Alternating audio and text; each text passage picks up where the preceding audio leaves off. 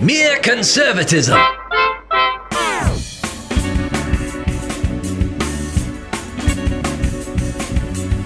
I'm Cleve Walker, and I got my good buddy David Perry back in the studio. Hey, man, Cleve. it is good to have you What's back. up? Yeah, government censors are after us. Oh, You man. can see what just happened. Yeah, we had a little technical kind of glitch there, and Biden's trying to take us down now. it must be. It's all I can think of. Big Brother is listening. All right, we got a lot to talk about, David. And I've got a lot to say to Big Brother, so I hope they keep listening. on this edition of Mere Conservatism. Well, I'm going to start off with the outrageous stuff first and end with the good stuff, because there's some good news and then there's the outrageous news. Okay, so the outrageous news you already know about. We hear about it every day now, about the armed guy, coming near the home of Supreme Court Justice Brett Kavanaugh this past Wednesday morning, and carrying weapons, ready to do violence, ready to do terrible That's not things. good, right? Can we all agree that that's not good? Yeah, we can agree to that. But here's one of, and I might be getting a really cynical here, okay? Because I am concerned for the justices on the Supreme Court, all of our so-called conservative justices. It should just be justices, not conservative liberal. But anyway, if something were to happen to Kavanaugh, if Kavanaugh, for example, were assassinated, or Amy or anybody who is not of the super left branch, do you realize that definitely would change things? I was thinking about this earlier, and I feel like there would be a very real risk of a war. Two things. And I know that's going all the way. That's going all the way one direction. But the reason I say that is because what you would see in a political assassination like that, the president then has an opportunity to replace that justice and swing the balance of power in the court. And there's a lot of people, Cleve, that just would not accept that. And only that, not accept it. They would think, whether it's true or not, but they would think it was a conspiracy. Yeah, and it wouldn't be true, but it would be one of those things where, of course, Democrats would take advantage of that and they would nominate their justice. But we're at a point in our country where a lot of people I would fear just wouldn't stand for that, and I would be very upset about it. Obviously, it's not something that I would. But there would be people that would take that to the extreme and say this is a forceful takeover. This is a political assassination that actually drastically affects the power dynamic in our nation, and it would be, a lot of people would see the Supreme Court nomination there as illegitimate. You know something. And you're bringing this up is something I wasn't even thinking about, but it's just a reminder, David, that we are really on the razor's edge. We are. In this nation of a real civil conflict. It is the term, I think, is powder keg. Yeah. It could go kablooey. There's a palpable feeling, and I think it goes even further than something happening to one of these justices. God forbid that should ever happen. But I just think like that right now, it's almost like one more significant thing that the Biden administration does to further curtail our rights as Americans, to further endanger this nation. I mean, he's doing everything he can right now to literally, in my mind, just really destroy our sovereignty. Yeah. One more thing might be the tipping point. And this, I think, would certainly be one of those tipping points if something were to happen to Kavanaugh or God forbid, any of the justices, particularly the ones who would impact the Roe v. Wade decision. You're right. There would be, I don't know, it would be horrible to contemplate. Well, and of course, there are many things to think about with this. One, flip the script.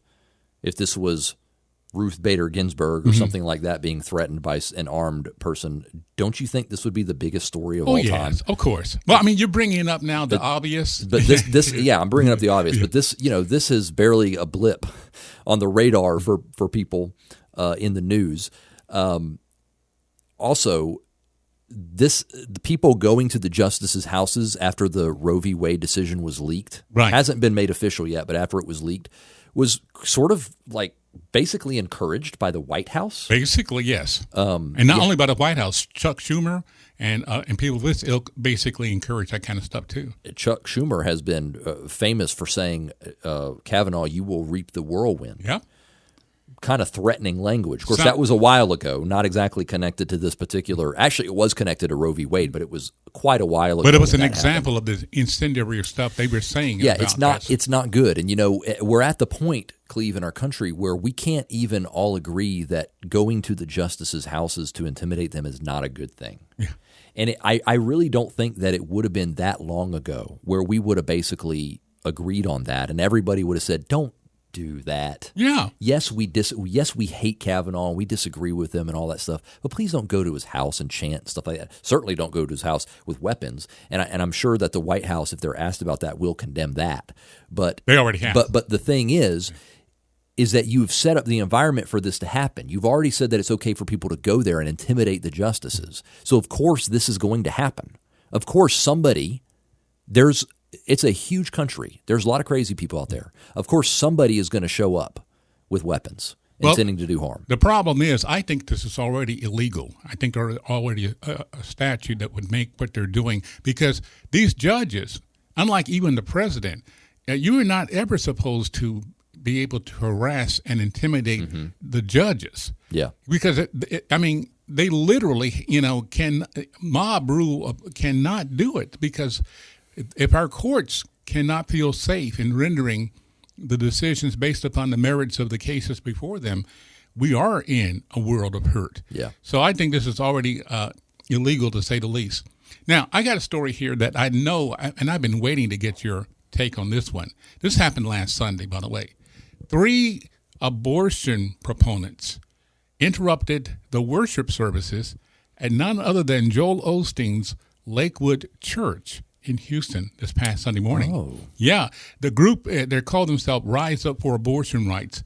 They went into the congregation during the regular service. They went in everybody else.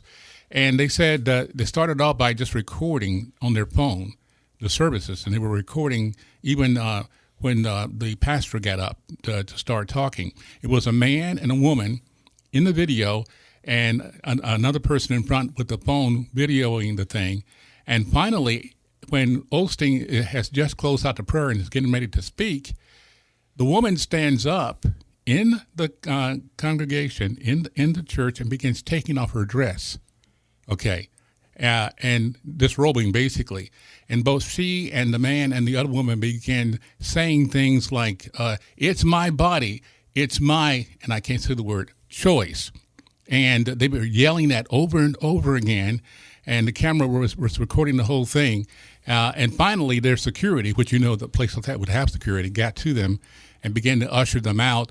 And the entire congregation apparently erupted in applause, basically, and drowned out a lot of the stuff, because they were really saying obscenities and everything else. Now, long story short, they went back outside and joined their activists that were already protesting outside the church. This is what I have been telling people we need to start expecting, okay? And the ruling hasn't even been handed out yet. But, David, I've been saying they're now going to get in the face of the church, any church. Now, I don't see Joel Osteen as being one of the biggest proponents of pro-life stuff. Yeah, I don't know. I assume that he's pro-life, but yeah. I don't really know. Let's make a big deal of it. Where he stands on it. So if they do that there, and he's got security and everything, don't you think that it's time for the American church to realize that the culture wars that many of them have been trying to avoid are going to be brought right to their doorstep? Yes. I know I almost answered the question for you, but I'm just saying. Of course, you're right. Do you think we realize that, though? Do you think we realize that? I don't think a lot of people do realize it, Cleve. I think that I was having this conversation with somebody earlier. Unfortunately, many churches are cowardly. Wow, when it comes to this kind of thing. They don't want to talk about current cultural issues. But they wouldn't say they were cowardly. They would say they don't want the church to get all muddied up in that battle, basically. Yeah, they wouldn't say that they're cowardly. Of course. I'm saying that they are, because they are. It's almost like, and I don't want to paint with too broad of a brush here, but there are a lot of churches in the American church family that have worked so hard to be relevant, right? Right. That's a huge word. Oh, yeah, big time. And it is important to be relevant, but I think that they have missed the mark so badly that they have tried so hard to be relevant that they are absolutely irrelevant in our culture. Mm-hmm. The reason they are is because they don't stand on biblical principles in the culture. They let the culture wash right over them. They accept many facets of the culture in a lot of ways, or they just stay out of it. Mm-hmm. That's not how you stay relevant in the culture. There are a lot of churches that, I don't know, protests like that may not even do anything in. Well, unfortunately, because the church is right on the same path as these people, not disrobing, but right, but on the path of pro-abortion and all that stuff. It's I think that the churches that they have the right stance, but maybe they're not involved in the culture, or they're afraid to speak out in the culture, they are going to be targets. Yeah, and I think fear is the word. Fear of offending is what they would say. If there's a fear, we're not afraid of for our own selves. Those churches would say, we don't want to offend somebody so they won't pursue the truth. Well, and some churches may even have a better excuse than that. They have maybe some churches have a very high-minded idea of what they're doing, and they feel like it's getting in the gutter and reducing them in their mission to be a part of some of the what they feel are just squabbles in the cultural squabbles. We're bigger than the culture and we're stuff above like that. Yeah. Okay, so and I agree, the church is above the culture. The church is over that. Mm-hmm. It should be above that, but the church should inform its members where the biblical stance is on cultural issues.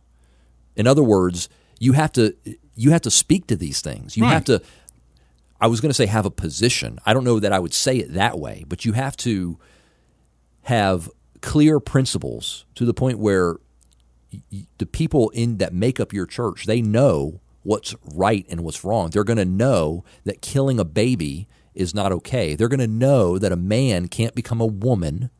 They're going to know that it's not a good idea for non-married people to be sleeping with each other and having promiscuous sexual lifestyles. They're going to know a lot of these things. And in many cases, that kind of stuff does need to be addressed. And I think, I would say in my church, that kind of thing is mostly addressed in our small groups. Mm-hmm. We talk about the culture and stuff like that in small groups, and maybe in big church is what we call it, big church. Right. Maybe it's not quite as much of a topic per se, but the theme is there. The theme runs through. But I know your church, and I can say this, and this is going back to your original point. Even if you don't feel like you need to publicly protest or get involved at rallies, there should be no ambiguity from anybody where your church stands on these issues, or where your pastor stands. Even if you don't make it a prominent feature every Sunday after Sunday, there should at least be the understanding that, well, this is how your church feels about this topic of the day, or where thinks about this particular scripture on this particular issue. That at least should be there. My point was this, David, is that even if you don't do that, even if you're not trying to offend anybody, even if you're being as nice as you can possibly be, these people, the culture on the other side, they don't care, all right? You cannot appease them. No matter how nice you are or what you do, they're going to come for you and include you as the enemy. So I guess my main point is it's not working. If you're thinking you're not offending people, they're going to be offended anyways. We've said it 100 times on mere conservatism. Yeah. You can leave the culture alone. You can separate yourself from the world. The world will not separate itself from you. They are coming. Well put. You can't do it. Yeah. They are coming to your doorstep. So you got to ask yourself the question, do you face it, or do you just keep retreating until they're in the house, which is what has happened here with Joel Osteen's church. And I think intimidation is definitely their goal. Mm-hmm. They want to intimidate the church as they want to intimidate. And they're shameless. We already know they are. Yeah. Based on, shout your abortion and all that stuff. They will do this kind of thing. And churches need to be prepared for what they're going to do when this kind of thing happens. Need to even expect it, to me, and really begin to prepare for it, pray for it, and all the other stuff. Now, here's some good stuff. Let's lay aside those, to me, terrible outrages, and those are outrages.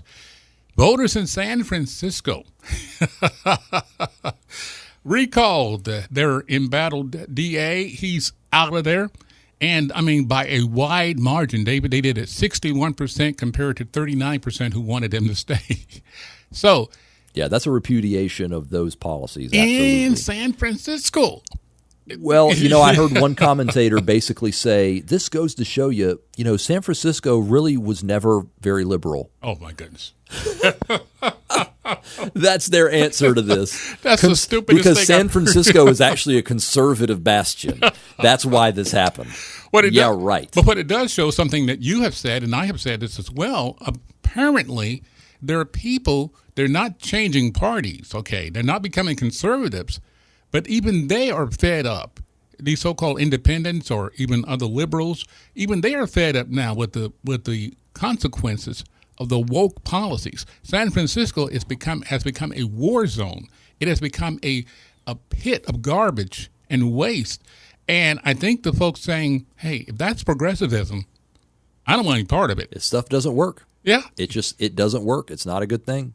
Well, the guy who lost, he said it was just those billionaires and people mounting such a campaign against him that, he never got his message out. Yeah, I believe that if you look at I think that this is correct.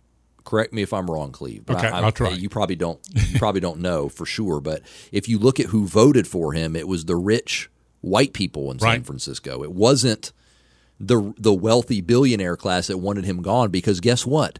The wealthy progressive leftists, they're insulated from all these problems that this stuff causes.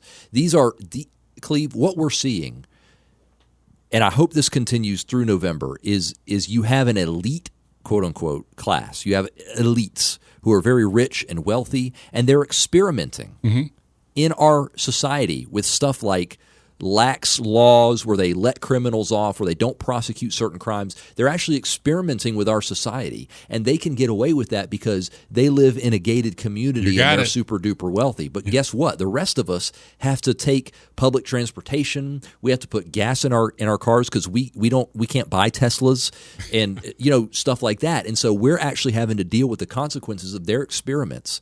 And they think this is what's really ridiculous about it. They cry democracy like it's this is the most important value to them in the world.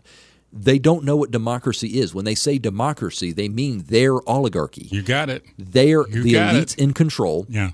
They're experimenting with our lives and are outraged when they don't get the result that they want. And they blame billionaires like the billionaires are the only people voting for you. I think you make a great point. We're finally seeing, because a lot of people on our side didn't really know all of what progressives believed. We're finally seeing the reality of what they believe in, because they don't believe in borders, okay? And we're seeing the consequences of that. They don't believe in prisons, by the way. They don't. That part of the progressive levels is imprisonment and incarceration. That's a construct that's racist, and so it needs to be done with. So they're getting rid of all of that, and now we're seeing the real world consequences of what you and I and many on our side knew to be stupidity to begin with. I hope everybody continues to see it because the midterms can't get here soon enough.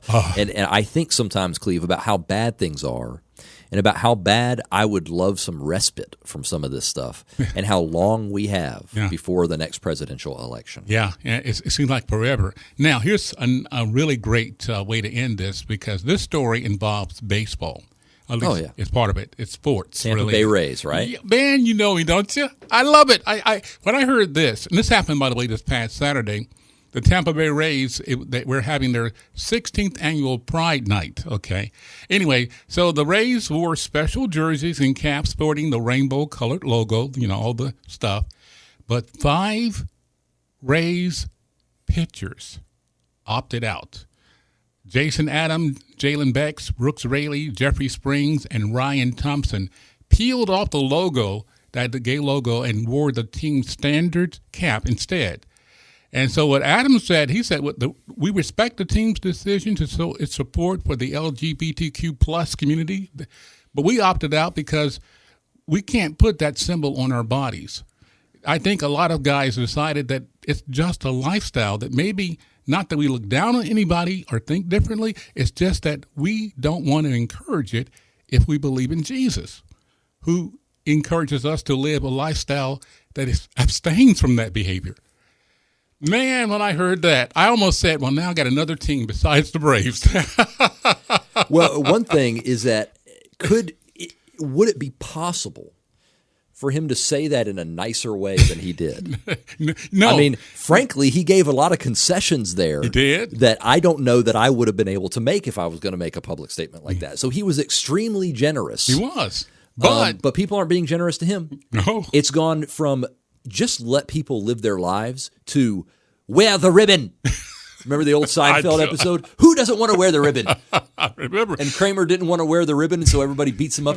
Aren't you against AIDS? Yeah, I'm against AIDS. I just don't want to wear the ribbon. And they beat him up. So this is what that is now. The rainbow is the ribbon. And we have these rainbow gangs going around making sure everybody wears the rainbow. Yeah, I mean, it's so funny because that episode was actually prophetic by what we're seeing now. And we were saying this before. Listen, I'm not telling anybody they don't have the right to identify with whatever they want to identify with for themselves. I've always said what I will say is you can't make me affirm it. Mm-hmm. You cannot make me celebrate it. And that is what this is all about. And so these 5 guys, bless their heart. Don't you love when men stand up and are accounted for doing the right thing? And again, he was super nice about it. I mean, nicer than I think I could have been. He didn't preach in anybody's face. He just simply said, I can't do this. It offends my conscience. It's not what I think Jesus wants me to do. He didn't attack the other side. But like we're finding out, that is not enough. You can't be nice enough if you disagree with them. Yeah, and by the way, not every team does these gay pride nights.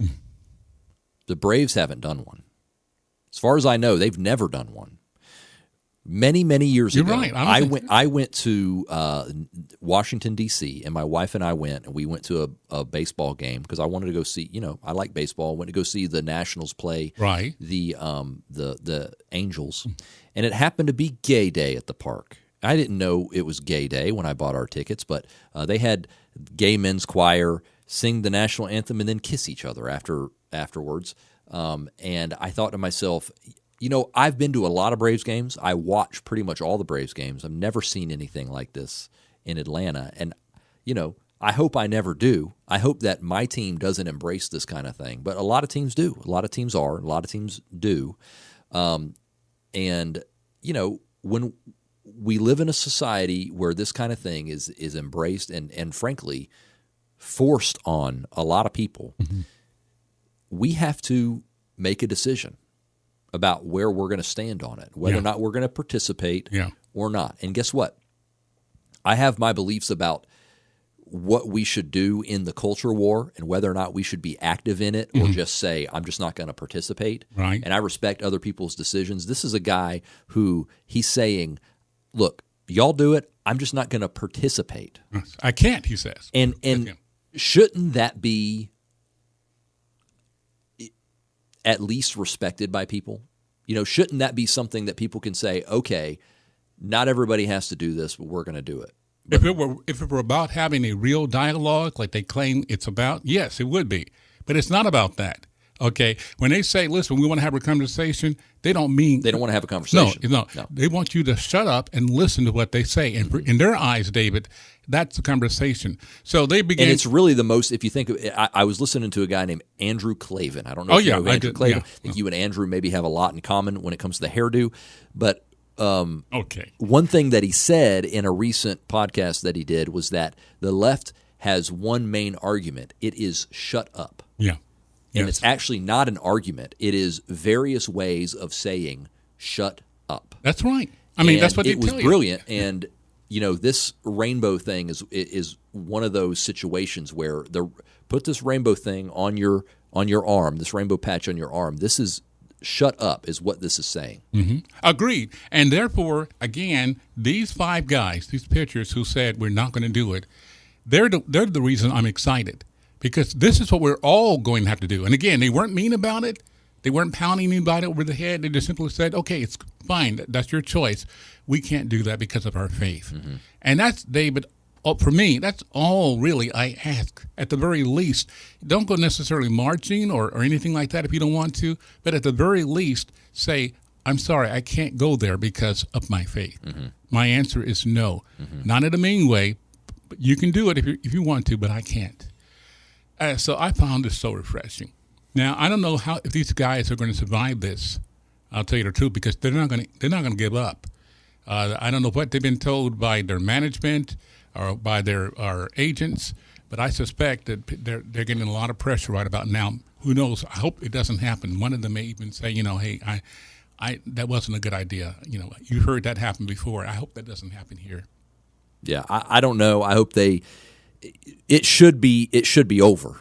I mean, what they have done, and that should be the end of it. We'll see. I don't know. We'll see. But I'll tell you what, a lot of folks besides these, and this is good news, a lot of folks, conservatives, are now realizing that we have backed up too much. We tried to be nice and unoffensive, and all they did was take advantage and do things to further silence us from making our opinion. So I'm just saying this, guys and gals on the right, if you consider yourself a conservative, and especially if you consider yourself a believer, at least be able to stand on your convictions of faith, like these guys did. To me, when I heard that story, I was just, for the first time, I felt good about some of the people, and especially in the sports world, they're under great pressure to conform. So again, David, where do we go from here? What do you want to see happen in the midterms? What do you think? The end of the Democratic Party? Yeah. I really, obviously, we need to take the House and the Senate, and I don't know what we can do without the presidency. Yeah. The president is, no matter what, he's going to do everything he can to take as much power as he can. Yeah. They're going to try to advance the administrative state, and they're going to be able to do that as long as they have the presidency. So it's a real problem. But I guess we just keep on trucking, vote for the right people, and pray to God. Not necessarily in that order, but I agree with you. Mm-hmm. So where can folks hear this conversation again? Check it out on Apple Podcasts. You can find it also on YouTube. Just search for MereCon Media. You can also find it on Facebook. That's David Perry, and I'm Cleve Walker. Thank you for listening in on this conversation of mere conservatism. Join us next week for another discussion. And remember, it's not over with yet, so keep the faith.